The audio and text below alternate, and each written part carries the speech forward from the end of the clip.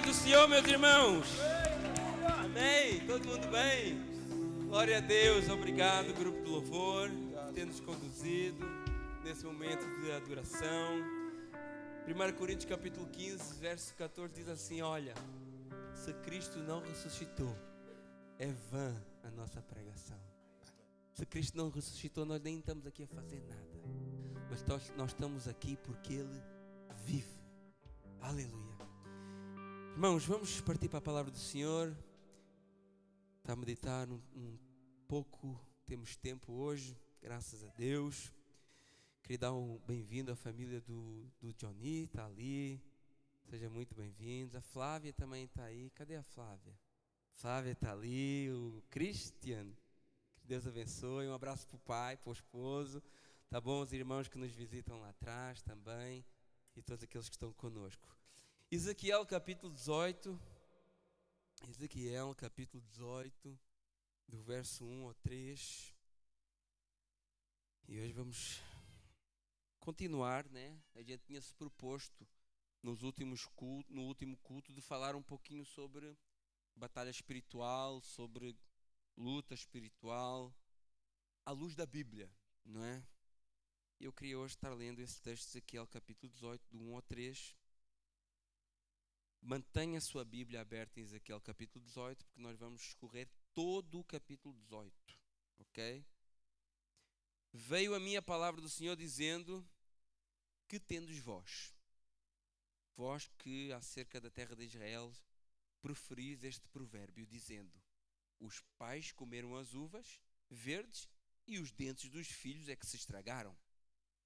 Tão certo como vivo, diz o Senhor Deus, jamais direis esse provérbio em Israel. Senhor meu Deus e meu Pai, muito obrigado. Eu te agradeço ao Senhor por este momento de louvor, de adoração, de podermos estar aqui na tua casa, Senhor, louvando e bendizendo o teu santo nome.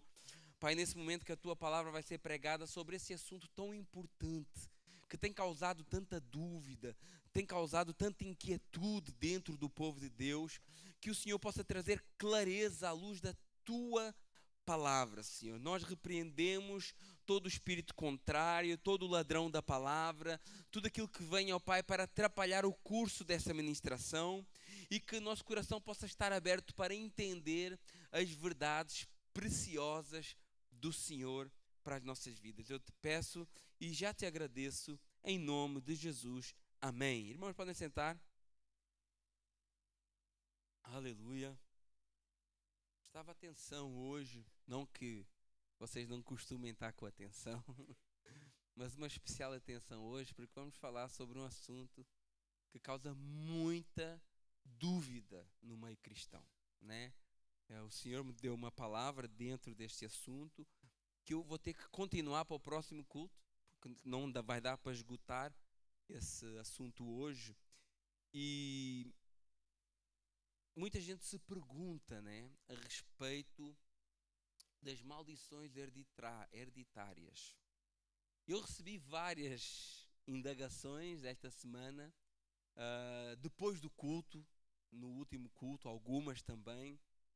E o Senhor, quando eu estava preparando a mensagem hoje, à noite, Ele me direcionou para esse texto de Ezequiel capítulo 18. Eu gostaria de falar um pouco com os irmãos o que é que Deus está falando aqui ao seu povo. Mas antes disso eu queria nos levar a pensar algo muito importante. Quando nós chegamos à fé cristã, acabamos por abraçar uma série de ideias teológicas e práticas religiosas que nos são ensinadas. Se você se converte numa igreja, uma Assembleia de Deus, por exemplo, ou numa igreja presbiteriana, ou numa igreja batista, você vai aprender coisas distintas, coisas diferentes. Se você se converte numa congregação cristã, sei lá, são tantas as denominações, não é?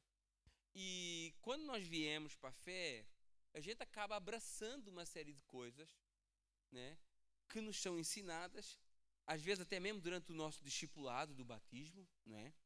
E muitas coisas que nos são ensinadas, nós acabamos por levar para a nossa vida cristã como verdades absolutas, né?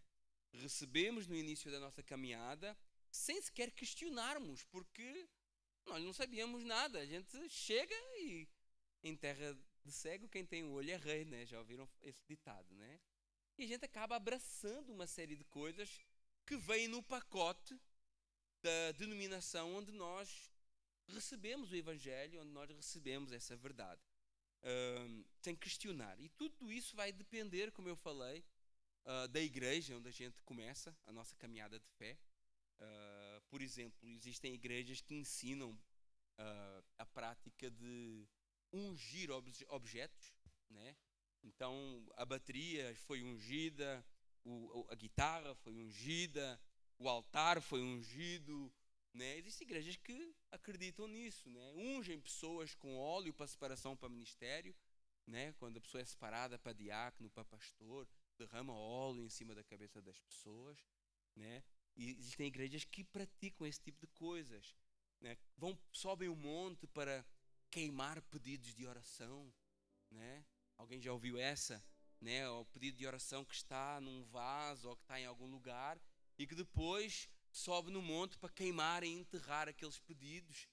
Quem diz pedidos de oração diz objetos, bonecas amaldiçoadas, coisas que dá para queimar, né?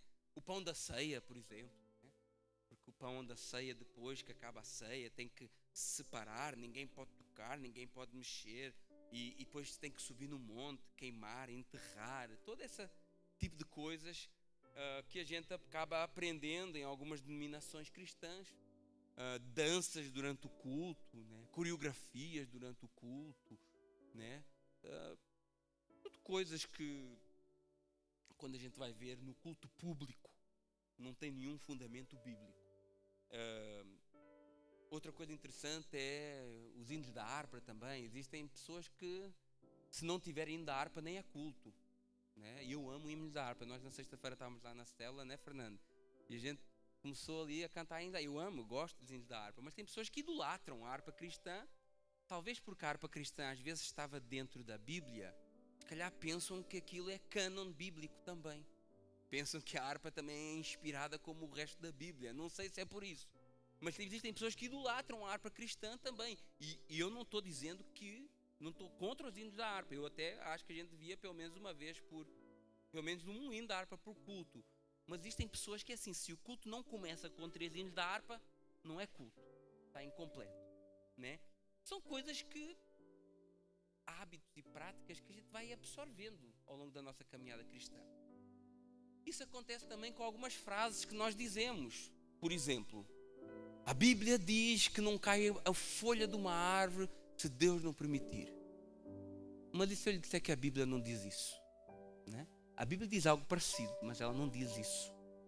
O princípio não está errado, mas a Bíblia não diz isso. A Bíblia diz que quem não vem por amor, vem pela dor. Mas a Bíblia também não diz isso, não é?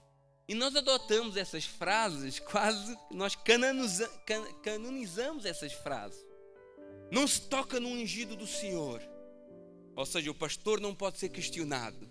O pastor não pode ser confrontado. O líder não pode ser colocado à prova. Não toca no ungido do Senhor, cuidado, né? Você tem que estar debaixo de uma cobertura espiritual. Você não pode estar assim. Se você sai da igreja, você fica descoberto espiritualmente. Alguém já ouviu isso aqui? Muita gente já ouviu isso aqui, não é? Ou seja, a cobertura espiritual do Espírito Santo não é suficiente. A gente precisa de algo mais para além do Espírito Santo. Você deve declarar. Declare. A palavra tem poder. Na língua está a morte e a vida. Então você tem que declarar, chamar a existência, né? Mas depois a gente vê que isso não tem apoio na Escritura para nós. Tiago diz algo tão impactante para nós. Diz assim, olha, não digas que amanhã vais fazer alguma coisa. Não digas, olha, amanhã eu vou fazer isso, isso e aquilo. Não digas isso. Diz assim, se Deus quiser, eu vou fazer. Aí nós queremos declarar. Eu declaro, eu determino a minha vitória, eu determino. Não toma posição para ver se vai ser vitorioso. Deus atrasa, mas não falha. não é? Deus nunca atrasa, nós é que estamos ansiosos. Eu vou orar no monte para buscar poder. Eu não tenho nada contra a oração no monte. E nós até, houve um tempo que até orávamos no monte e era um tempo muito bom. Tempo muito bom, não tem nada, não estou contra. Mas é essa idolatria, algumas coisas que vira ritual. Eu vou orar no monte para buscar poder. Mas Cristo falou para eu orar no quarto. Como é que fica então?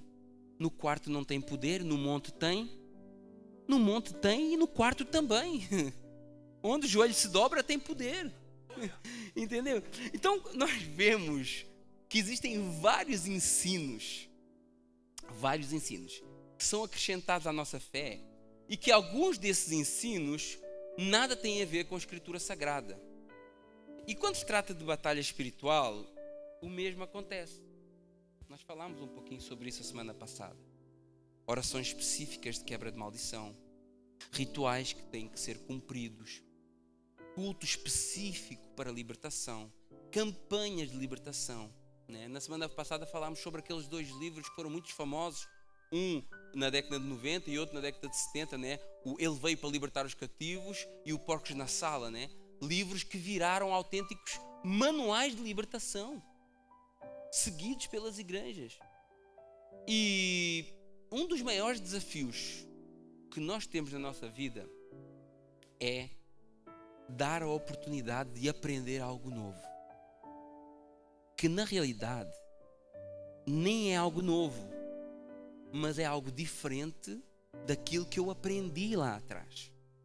Com tantas coisas que nós vamos guardando durante a nossa aprendizagem, por vezes o maior desafio para nós é tirar a venda da religião, tirar a venda da denominação que nós fazemos parte e olhar para a Bíblia com os olhos limpos dessa influência denominacional, com os olhos limpos daquilo que nós aprendemos lá atrás. Porque sempre que nós vamos falar sobre um assunto, nós já partimos daquilo que nós já ouvimos de alguém. Nós já partimos de um pressuposto que nós já aprendemos. E muitas vezes nós não aprendemos porque nós lemos a Bíblia e a Bíblia nos ensinou. Muitas vezes nós aprendemos porque alguém nos falou. E não porque nós olhamos para a Bíblia e a Bíblia falou conosco. E uma das questões que mais surge dúvida quando se fala de batalha espiritual é a questão da maldição hereditária. E eu até entendo porquê. Porque foi um tema muito explorado nos últimos anos por parte das igrejas pentecostais e neopentecostais. E eu sei que a grande maioria dos irmãos tem passagem por igrejas pentecostais e neopentecostais. Igrejas como a Igreja do Evangelho Quadrangular, Maranata, Igreja Universal do Reino de Deus, Igreja Internacional da Graça, Igreja Mundial do Poder de Deus, Apostólica Renascer em Cristo, Sara Nossa Terra e outras. E até a Igreja Assembleia de Deus, que tem caminhado por caminhos semelhantes à das igrejas neopentecostais, infelizmente. E claro que eu não quero atacar aqui, não é o propósito, nenhuma denominação religiosa. É claro que o meu objetivo não é anular todo o trabalho que essas denominações fazem, por exemplo, na parte social. A gente critica às vezes a Igreja Universal do Reino de Deus, mas tem um trabalho social que é um exemplo para as outras igrejas. E outras, né? Em presídios, em favelas, né? Na boca de fumo, no lugar onde ninguém vai, está lá. Então eu não quero pôr em causa, né, todo o trabalho que essas igrejas desenvolvem. Eu quero manter o tema específico, que é a maldição hereditária, que nesse tipo de igrejas é bastante evidenciado. Campanhas de quebra de maldição que incluem votos financeiros, regressões espirituais, subidas ao monte, orações específicas, sessões de descarrego, um monte de práticas que são muito evidenciadas nesse tipo de igrejas. Mas eu gostava de fazer uma pergunta aos irmãos que conhecem a Bíblia. Onde é que nós vemos na Bíblia, na palavra de Deus, algum apóstolo tratar maldição hereditária? Vou traduzir num português bem claro. Qual é a carta ou livro do Novo Testamento em que os apóstolos mandam quebrar maldições, fazer regressão, voto, campanha no monte ou descarrego? Em nenhum versículo bíblico. Nenhum. Não existe um texto para a igreja que aponte ou defenda essa ideia. E se o ensino é apostólico, então ele tem que aparecer nas Escrituras, principalmente na doutrina apostólica, que é a doutrina para a igreja. E se não aparece, por mais poderoso que pareça, é invenção humana. E invenção espiritualizada costuma virar superstição. Em vez de falar de maldições hereditárias, os apóstolos falaram coisas como, por exemplo, Cristo levou sobre ele toda a maldição. Gálatas capítulo 3, verso 13. Em vez de falar de maldição hereditária, eles falaram, por exemplo, que o domínio do diabo foi quebrado pela conversão e não por campanhas. Colossenses capítulo 1, verso 13. Ele nos libertou do império das trevas e nos transportou para o reino do seu Filho amado. E ele diz, olha, quem está em Cristo, o maligno não lhe toca. 1 João 5,18. O maligno não lhe toca. Não é. Toca só um pouquinho. Toca até fazer campanha. Toca até pagar o voto. O texto é claro. O maligno não lhe toca.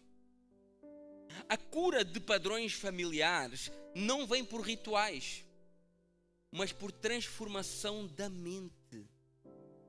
O que é que Paulo fala? Romanos capítulo 12, verso 2. Transformai-vos pela renovação da mente. O que se repete na família não é maldição genética e espiritual, é pecado aprendido, cultura herdada e vida não transformada pelo Evangelho. Perceba que os apóstolos tratavam pecado, discipulado, arrependimento, santidade, fé, obediência e nunca maldição hereditária. E quem ensina o povo a temer maldição, ensina o povo a desconfiar da cruz de Cristo. Como se Cristo tivesse começado uma obra que agora o pastor tem que terminar. Já pensaram nisso? Faz sentido isso? Vocês acham que a cruz de Cristo precisa de algum aditivo espiritual? Uma regressão, uma cessão, um voto, uma quebra invisível? Não. Fé, obediente e vida transformada. A boa pergunta que nós vamos fazer agora, porque isso falar aqui é tudo muito bonito, vamos ver o que é que a Bíblia ensina. Porque se na página do Novo Testamento nós não temos uma palavra sobre isso, no Antigo Testamento temos alguns textos que às vezes pode parecer. E eu queria falar sobre esses textos. A pergunta é, se não existe maldição hereditária para quem está em Cristo, como harmonizar isso com o Êxodo capítulo 20, verso 5? Vamos ver o que é que diz o texto. Êxodo capítulo 20. Continua em Ezequiel, se estás, eu peço para ele colocar lá em cima. Êxodo 20, verso 5. A parte B do versículo diz assim, olha. Eu visito... Já está lá? Isso. É isso mesmo aqui. Eu visito a iniquidade dos pais nos filhos até à 3ª e 4ª geração daqueles que me odeiam. À primeira vista a gente olha para aqui e parece realmente que existe aqui uma maldição espiritual automática, passando de geração em geração. Mas só que se lermos com calma, o próprio texto explica quem recebe essa visita da iniquidade. Daqueles que me odeiam. É sobre filhos que continuam os mesmos pecados dos pais, odiando a Deus como os seus pais odiavam. A visitação é uma consequência de quem continua o mesmo caminho de rebeldia. Ok, eu ainda tenho dúvidas. Irmãos, quando você estuda a Bíblia, vou dar uma dica para nós que estudamos a Bíblia. E aparece um texto que lhe traz algumas dúvidas. Sabe como resolver esse problema? Procurando outro texto que fale sobre o mesmo assunto, mas que possa ser mais claro e que traga luz sobre o texto mais difícil. Assim que se aprende a estudar a Bíblia. Quando eu tenho dúvidas num texto, eu procuro um texto que fale sobre o mesmo assunto, mas que traga uma luz que seja mais fácil de entender. E você talvez pode pensar assim, olha, eu não fiquei convencido com essa explicação de Êxodo 20, verso 5. Então vamos buscar um texto para explicar melhor esse texto. Um texto onde o próprio Deus, presta atenção a isso, onde o próprio Deus combate a doutrina da maldição hereditária. Pastor, tem esse texto na Bíblia? Tem. Claramente. Sem ter que virar o texto ao contrário e acrescentar nada. Ezequiel capítulo 18 que nós lemos. Ezequiel, para quem não sabe, é um profeta dos tempos do exílio babilônico. Ezequiel profetizava para o povo na Babilônia, enquanto Jeremias profetizava em Jerusalém para aqueles que ficaram, enquanto Daniel profetizava dentro do palácio.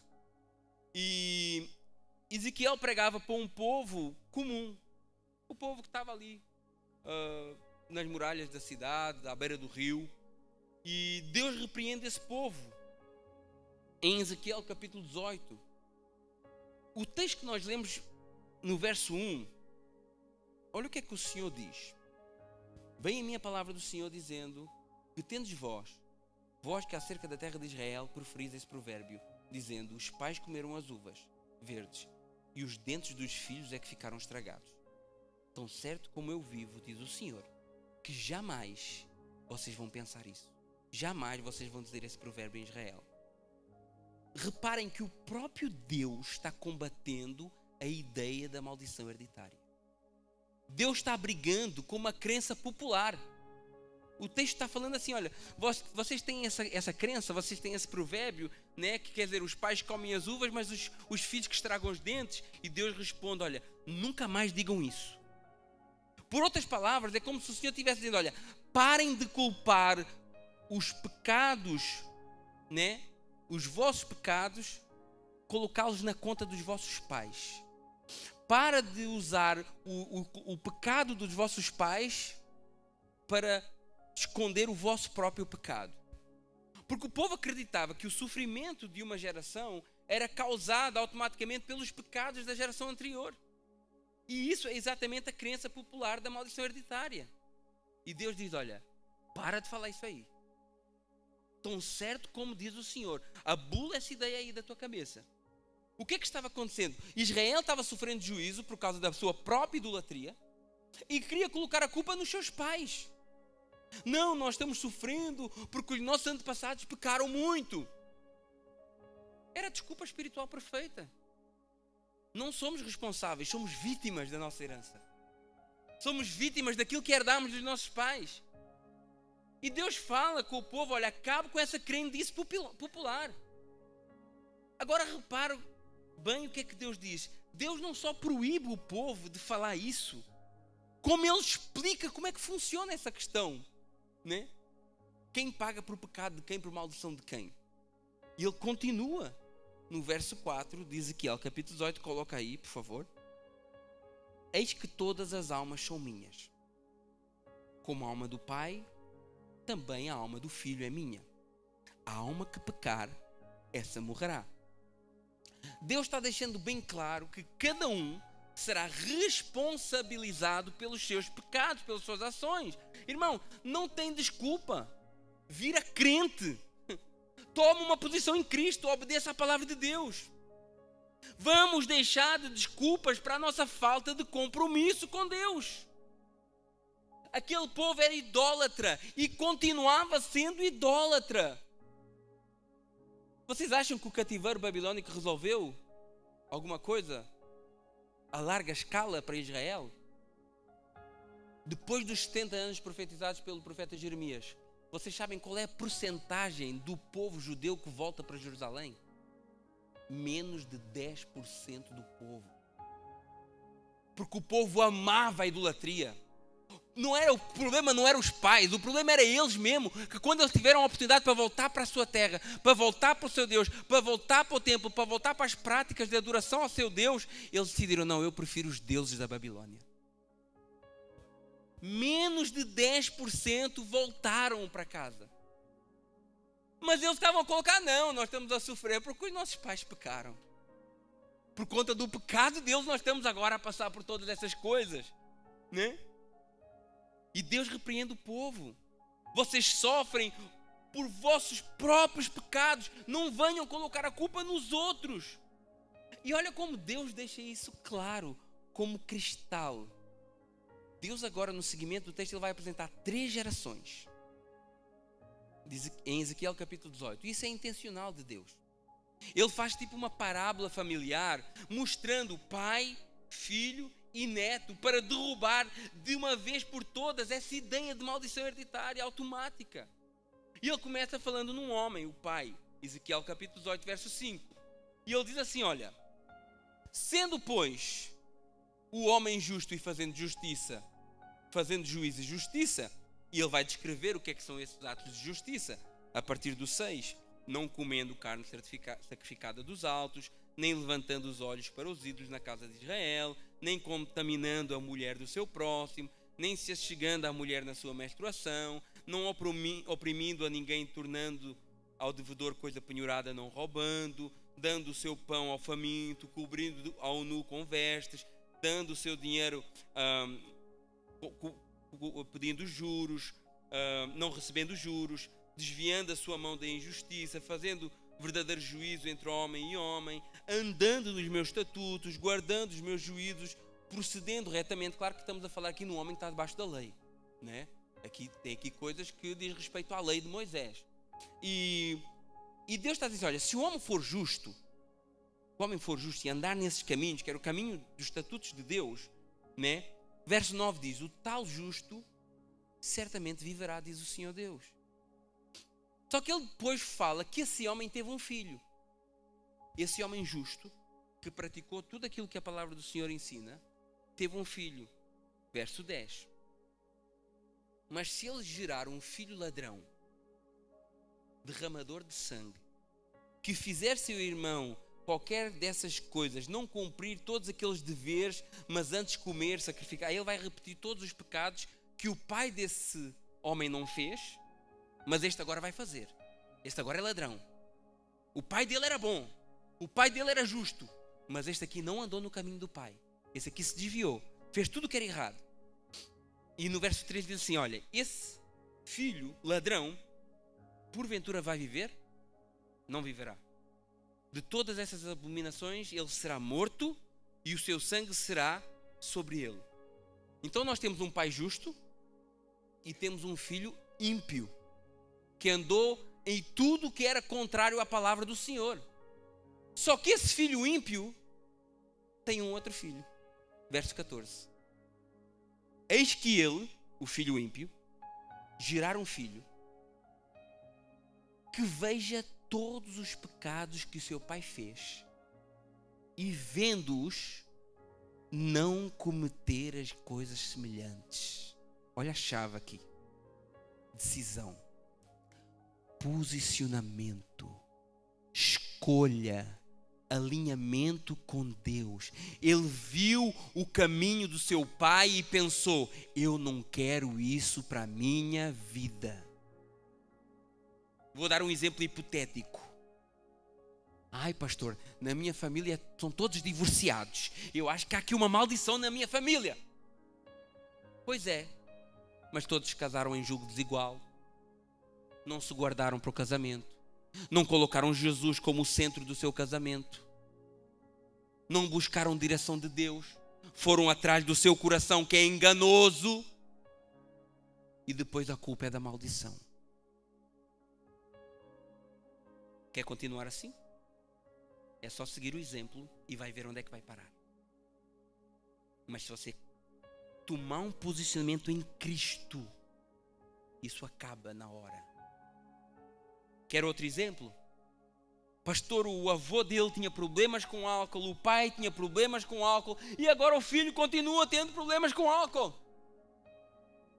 Sabe porquê que tem? Porque ele não fez como esse filho que nós lemos aqui por último. Que ele olhou para os pecados do seu pai e disse assim, eu não quero cometer coisas semelhantes. Ele continua no vício do álcool porque vendo o seu pai sendo destruído pelo vício, não decidiu mudar o padrão familiar. Não se trata de maldição. É uma continuidade de comportamento, uma falta de posicionamento, uma falta de vergonha na cara para admitir o seu pecado e se converter. Irmãos, nós temos aqui ex-alcoólicos. Nós temos aqui ex-drogados. Nós temos aqui fumadores, ex-fumadores, que se posicionaram em Cristo pela força do Espírito Santo e mudaram as suas vidas.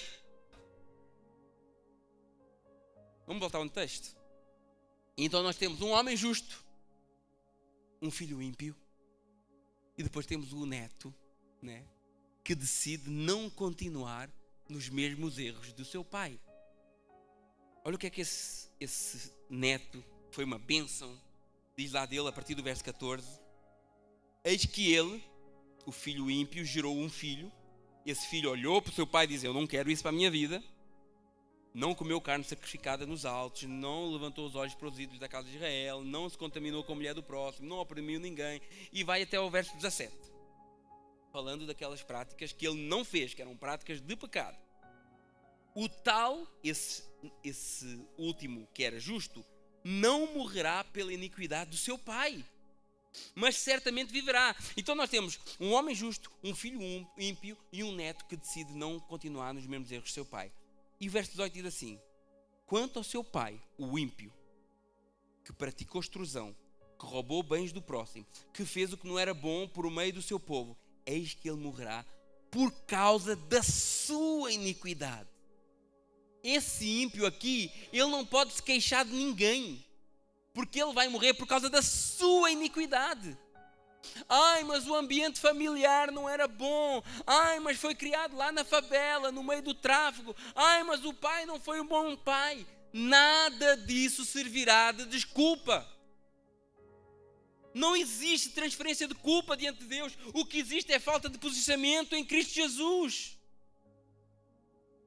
Mas Deus não fica por aí, porque Deus quer que nós ficamos bem esclarecidos. Deus não é Deus de confusão. Verso 19. Mas me dizeis, por que não leva o filho a iniquidade do pai? Deus faz aqui uma pergunta hipotética, né?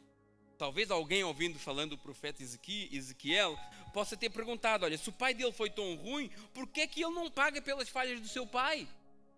Talvez alguém podia fazer essa indagação. E ele diz assim, olha, verso 19, mas dizeis, por que é que ele não leva, por que é que não leva o filho à iniquidade do pai? E ele responde no verso 19, porque o filho fez o que era reto e justo, e guardou-lhe meus estatutos, e os praticou, e por isso certamente não morrerá. A alma que pecar, essa morrerá, e o filho não livrará a iniquidade do pai, nem o pai a iniquidade do filho. A justiça do justo ficará sobre ele, e a perversidade do perverso cairá sobre este. Irmãos, eu não sei se dá para ser mais claro do que isso. Eu não sei se dá para ser mais claro do que isso. Nós temos que parar com essa crença diabólica que faz as pessoas transferirem as suas culpas no lugar de se posicionarem diante de Deus. E porquê é que é uma crença diabólica? Porque ela diminui a obra de Cristo na cruz do Calvário. E Cristo deixou bem claro. Ele diz lá em Mateus 16, 24, olha, se alguém quer vir após mim, negue-se a si mesmo, toma a sua cruz e siga-me. Cristo está dizendo, olha, eu já fiz. Já está disponível, o caminho está aberto, pega a tua cruz, vem pelo caminho que eu já abri. Nega-te a ti mesmo, nega o teu passado, nega os maus exemplos que marcaram a tua infância, nega os pecados que tens carregado ao longo dos anos. Lá atrás não tinhas um caminho a seguir, mas agora tens Jesus que te sustenta nas tuas fraquezas, que te fortalece contra as tentações da carne, que te perdoa dos teus maus caminhos. Mas Deus não termina o assunto em Ezequiel. Lembra da família? Pai justo, filho perverso, neto justo, que não imitou o padrão do seu pai. Mas Deus tem agora uma última palavra para aquele que era perverso, para aquele que era amaldiçoado. E Deus volta lá nele e diz assim no verso 21, mas ele já estava condenado à morte. Mas Deus diz, mas Deus tem sempre um mas maravilhoso para nós. Glória a Deus, porque Deus tem um mas para nós. Verso 21. Mas, olha que maravilha. Se o perverso se converter de todos os seus pecados que cometeu e guardar os meus estatutos e fizer o que é reto e justo, certamente ele viverá e não será morto. Aleluia! quer quebrar uma suposta maldição, se arrependa dos seus pecados. Se converta, guarde os estatutos de Deus, obedeça a palavra do Senhor, faça o que é reto e justo, deixe de andar por caminhos duvidosos, deixe de viver nas gambiarras da vida, deixe de tentar ganhar vantagem sobre o prejuízo do seu irmão, deixe de viver desprezando a Deus, muda a sua maneira de viver e certamente viverá. Mas Deus não fica por aqui, verso 22. De todas as transgressões que cometeu, aquele ímpio lá do meio, de todo o pecado que ele cometeu, de todo o pecado, não haverá lembrança contra ele, pela justiça que praticou viverá. Porque não há nenhuma condenação para os que estão em Cristo Jesus. Continuando o texto, Ezequiel capítulo 18, verso 23. Acaso tenho eu, falando de Deus, acaso tenho eu prazer na morte do perverso, diz o Senhor? Não! Desejo eu antes que ele se converta dos seus caminhos e viva. Irmãos, a palavra do Senhor é muito clara. Deus deseja que todos sejam salvos e cheguem ao conhecimento da verdade. E Deus completa falando da importância da perseverança. Porque aquele neto que foi justo podia pensar assim: eu sou um cara justo, sou um cara bom, eu não pratiquei os pecados do meu pai. Mas olha o que é que Deus fala com ele. Verso 24. O justo, falando agora para o justo. Ele falou para o ímpio: ímpio, se te arrependeres, vais viver. Se mudares a tua maneira de viver, vais ser abençoado. Mas ele agora vai para aquilo que era justo. Ele diz assim, olha, verso 24. Mas desviando-se o justo da sua justiça e cometendo iniquidade, fazendo segundo todas as abominações que faz o perverso, por acaso ele vai viver? Deus aponta agora para aquele que era justo. E diz, olha, de todos os atos de justiça que ele tiver praticado lá atrás, nada disso vai ser lembrado. Na sua transgressão com que transgrediu, no seu pecado que cometeu, ele vai morrer. Deus está falando assim, olha, não pensem que vocês vão ficar apoiados nas suas boas obras, no tanto que vocês já oraram, no tanto que vocês já deram esmola, no tanto que vocês já deram dízimo, no tanto que vocês já vieram à igreja. Não fiquem apoiados nisso aí. Se vocês imitarem os perversos e os ímpios, vocês serão tratados como os perversos e como os ímpios. Ai, Senhor, mas tudo aquilo de bom que eu já fiz não ficou em crédito. Deus não negocia a santidade. Deus não negocia a entrega. Deus não negocia compromisso. E nós temos que parar de fazer negócios com Deus. Verso 25. No entanto dizeis, Senhor, o caminho do Senhor não é direito. Ouvi agora essa casa de Israel, não é o meu caminho direito, diz o Senhor. Os vossos caminhos é que não são direitos. Deus diz para eles, vocês acham que eu sou injusto? Vocês acham que o meu caminho é reto? Vocês é que são injustos. Os vossos caminhos é que são tortos e tentam inventar métodos para se livrarem da culpa e tentam criar atalhos para chegar até mim e tentam comprar o favor de Deus com dízimos, campanhas e atos religiosos. Querem continuar vivendo no pecado, não se examinam a si mesmo, não têm uma mente transformada, não ouvem o Espírito Santo, vocês que são tortos. É isso que o Senhor está falando. A minha justiça é inegociável. Verso 26. Desviando-se o justo da sua justiça, cometendo pecado, vai morrer por causa desse pecado. E a iniquidade que cometeu vai morrer. Mas, verso 27, convertendo-se o perverso da perversidade que cometeu e praticando o reto e justo, conservará ele a sua alma em vida. Verso 28. Pois se considera. O que é isso? Olhou para si mesmo. Olhou para a sua vida. Olhou por seu caminho e mudou. E mudou, e se converteu. E tomou um outro caminho. Verso 28, pois se considera, olha para si mesmo e se converte de todas as transgressões que cometeu, certamente viverá, não será morto. Verso 29, no entanto a casa de Israel continua questionando Deus. O caminho do Senhor não é direito. Não são os teus caminhos direitos, ó casa de Israel? Não, os vossos caminhos são tortuosos. Repetição da pergunta, sou eu por acaso injusto? Verso 30, Portanto, eu vos julgarei, cada um segundo o seu caminho. Ó casa de Israel, diz o Senhor Deus, convertei-vos e deixai-vos de todas as vossas transgressões e iniquidade, não vos será por tropeço. O que está sendo tropeço na vida de muitos são essas doutrinas humanas, pecados que nunca foram confessados, o vitimismo espiritual. Eu não consigo, eu não dou conta de deixar, eu fui criado assim, eu vou ser assim, o meu pastor já sabe que eu sou assim, está tudo certo. Deixe de viver como uma vítima e passe a viver como um verdadeiro salvo em Cristo Jesus, lavado, remido pelo sangue do Cordeiro, cheio do poder do Espírito Santo, cheio do poder de Deus, cheio da graça do Senhor que capacita. Não vos conformeis com este mundo, mas transformai-vos pela renovação da vossa mente para experimentares a boa, perfeita e agradável vontade de Deus. Eu acho que a minha vida tudo dá errado, então certamente existe uma maldição sobre a minha vida. Mas você não se converteu. A sua mente não foi renovada. Você gosta da igreja, você gosta dos louvores, você gosta da emoção. Mas você não sacrificou, não matou esse velho homem no batismo, você tomou só um banho. Irmãos, não tem outro jeito de falar sobre isso. Com flores. Não tem. Verso 31.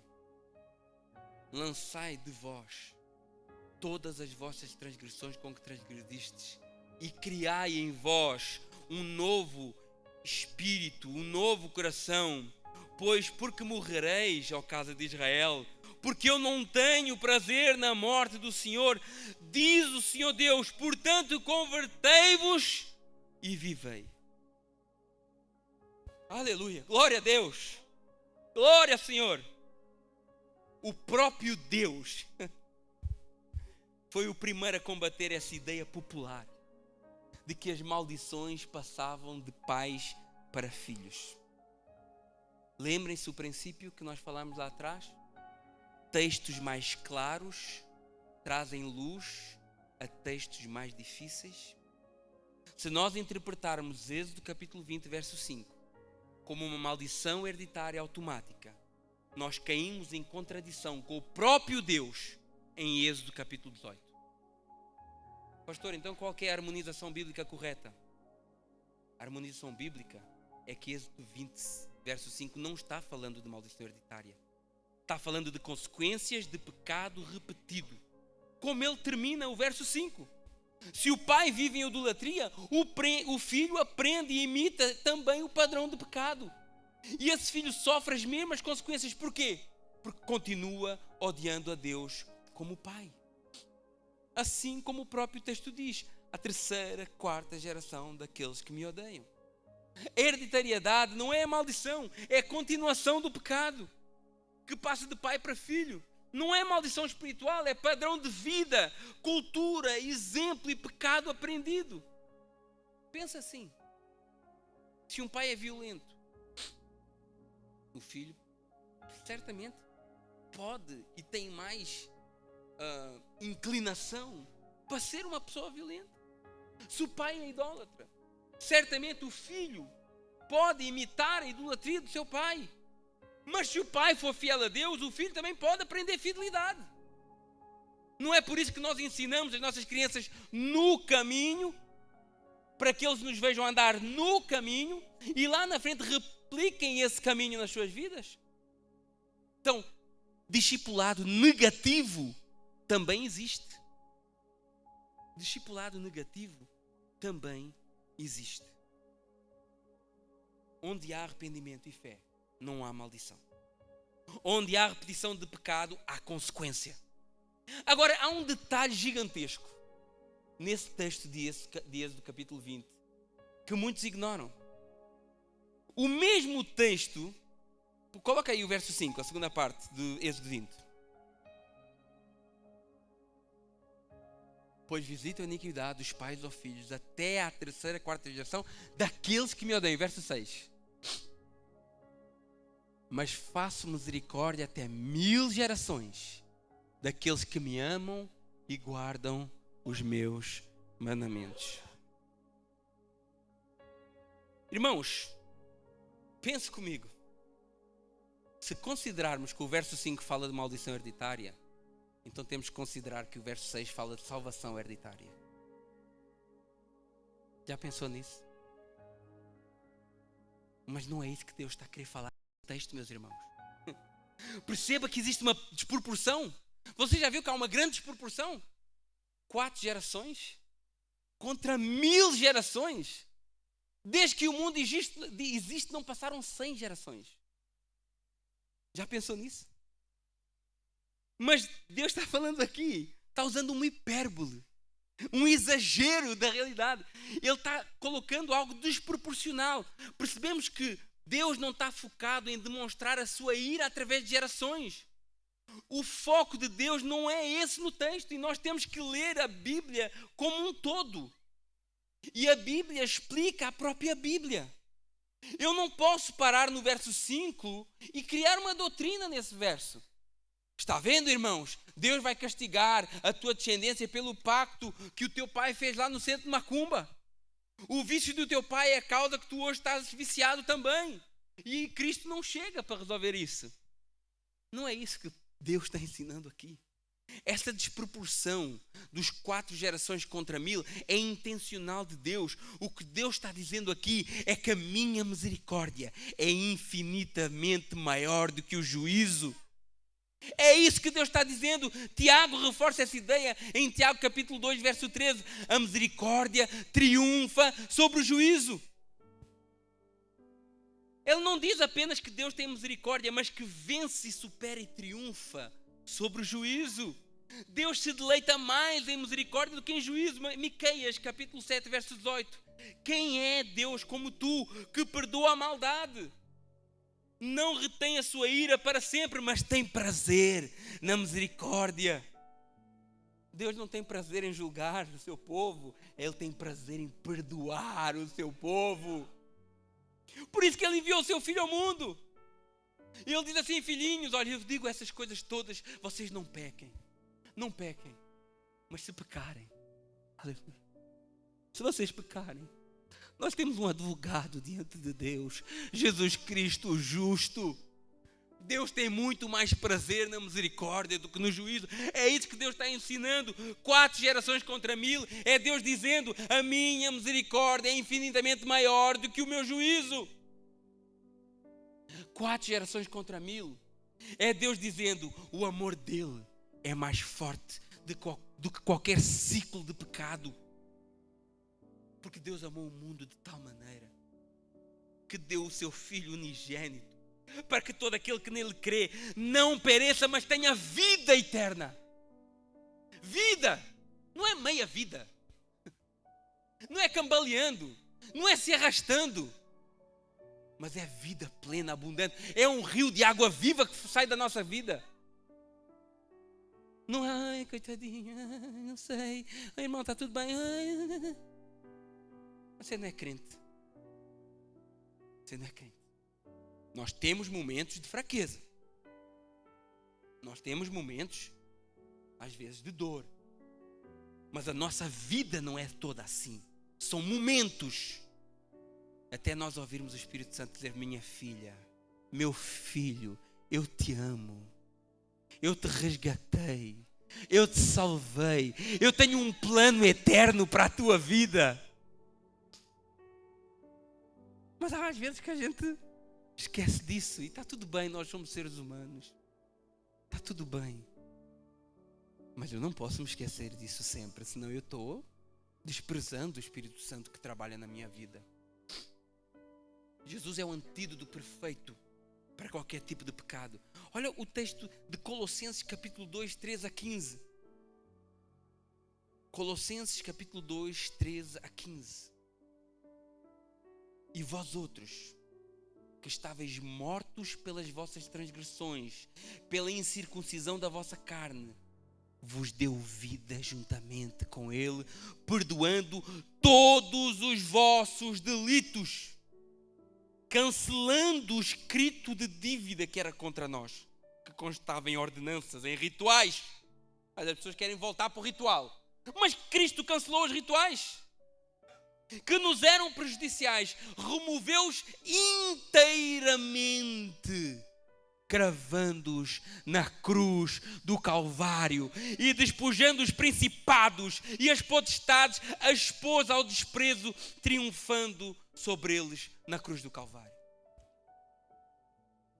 4 gerações contra 1000, é Deus dizendo: a graça tem muito mais alcance do que o fracasso humano. Por isso Paulo escreve em Romanos 5, verso 20, onde abundou o pecado, superabundou a graça. Meus irmãos, não se deixe enganar por ensinos populares. Não se acomode ao seu pecado, arrumando desculpas para ele. Provérbios 28, 13, que nós lemos no culto passado. O que encobre as suas transgressões jamais prosperará, mas o que as confessa e deixa alcançará misericórdia. Não deixe, meu irmão, de viver a vida abundante que Jesus tem para si. João 10, 10 e 11. O ladrão vem somente para roubar, matar e destruir. Irmãos, o ladrão aqui não está falando do diabo. Essa é mais uma que nós aprendemos, né? Pois é. Aí o pastor tem que ficar perdendo tempo ensinando essas coisas básicas. O ladrão não está falando do diabo. Ainda que ele possa ter uma responsabilidade indireta. Mas o ladrão está falando do mercenário, dos falsos pastores, daqueles que enganam o povo, daqueles que te querem aprisionar num sistema de regras e métodos intermináveis que nunca resulta. Cai, levanta e nunca é transformado. Seminários de libertação, por exemplo, de uma senhora, com todo o respeito, Tânia Teresa, lá em Portugal, era 500 euros a participação. Tem outro muito famoso que trabalha nessa área, eu sei que alguns aqui já ouviram falar, Osvaldo Lobo, 500 euros de seminário, sem comida, sem hotel. Fora os livros que vão de 50 a 90 reais. Tem o pastor Cote, seminários também de 700 a 1000 reais. Mais as literaturas. Irmãos, eu não estou a dizer que eles são mercenários, não é isso que eu quero dizer. Só Deus para sondar o coração de cada um. Mas eu conheço um que liberta de graça. A palavra diz: o ladrão vem somente para matar, roubar e destruir. Mas eu, Jesus falando, vim para que tenham vida e vida com abundância. Eu sou o bom pastor e o bom pastor dá a vida pelas ovelhas. Aleluia. Vamos ficar de pé? Glória a Deus. Aleluia. A vida que Jesus derramou no altar da cruz é suficiente para a nossa libertação. Não seja enganado. Não seja enganado. Toma uma posição diante do Senhor Jesus. Cada um observa a sua vida. Cada um observa a si mesmo. E veja o que é que falta. Qual o pecado que eu estou guardando como um pecado de estimação e nem lembro dele. Eu não sei, porque eu não fumo, eu não bebo, eu não drogo, Pois é, masturba, vê pornografia, mente, fofoca, intriga, contenda. O fulano não pode olhar torto, que ele já começa a pensar: o cara está olhando torto para mim, está me amaldiçoando. A mente só pensa em coisas más, só pensa em coisas negativas, só vê o pior de tudo. Só vê o lado ruim das pessoas, não consegue olhar para o lado bom. E a palavra diz assim: olha, para o puro tudo é puro, mas para o impuro nada é puro. Então às vezes talvez você não saiba: mas eu não peco, eu não tenho esses vícios, eu vou para a igreja, mas você está fazendo só um ritual. Porque Cristo ainda não é o verdadeiro Senhor da sua vida. Ele ainda não é o verdadeiro dono da sua vida. Mas quando Ele for dono, quando Ele for o dono da sua vida, dos seus pensamentos, dos seus planos, dos seus propósitos, não quer dizer que você não possa pensar, ter coisas, planear algo. Não é isso que eu estou pregando. Mas colocar Jesus em primeiro lugar de todas as coisas. Aleluia. Vamos louvar o Senhor.